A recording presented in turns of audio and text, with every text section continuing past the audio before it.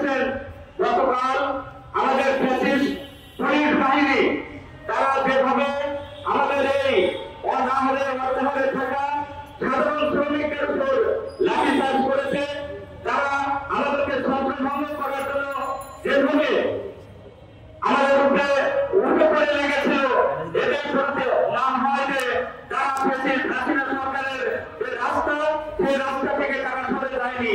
সংগ্রামী বন্ধুগণ, গতকাল এখানে আমরা যখন অবস্থান করছিলাম তখন সচিবালয় থেকে শ্রম উপদেষ্টা সচিব ফোন করে বলেছেন, উনি আজকে ফোন করেছেন আগামীকাল বেতন দেবেন।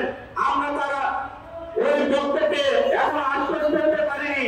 আমরা আশ্বস্ত হতাম যদি এই দিনে আজকে তারা ওই সচিবালয় বাদ দিয়ে তারা শ্রমিকদের কাছে আসতো, আমরা আশ্বস্ত হতে পারতাম। আমরা শুনেছি গতকাল উপদেষ্টা ঘোষণা করলেন মালিকদেরকে তারা দেশ থেকে পালাতে দেবেন না। আমরা উপদেষ্টার উদ্দেশ্যে বলতে চাই, এখানে বাহাদুরের কিছু নাই। আপনি এক সময় এই মালিকদের পক্ষ নিয়ে শ্রমিকদেরকে পিটানোর জন্য পুলিশ বাহিনী লেলিয়ে গিয়েছিলেন, আবার বিকেলে সন্ধ্যায় গিয়ে তখন বললেন মালিকদেরকে পালাতে দেবেন না।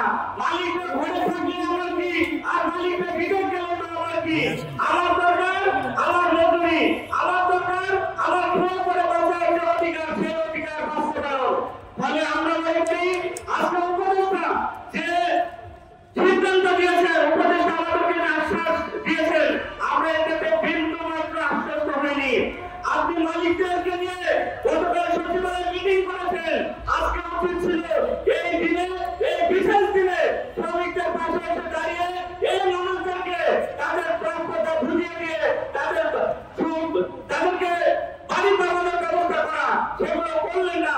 আপনারা আগামীকাল বলেছেন আগামীকাল তারা বেতন দেবেন, আমরা আশ্বস্ত হতে পারিনি।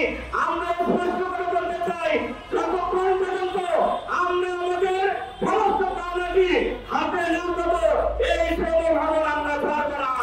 এই শ্রম ভবনে আমরা ঈদ করে মানসিকতা নিয়ে এসেছি।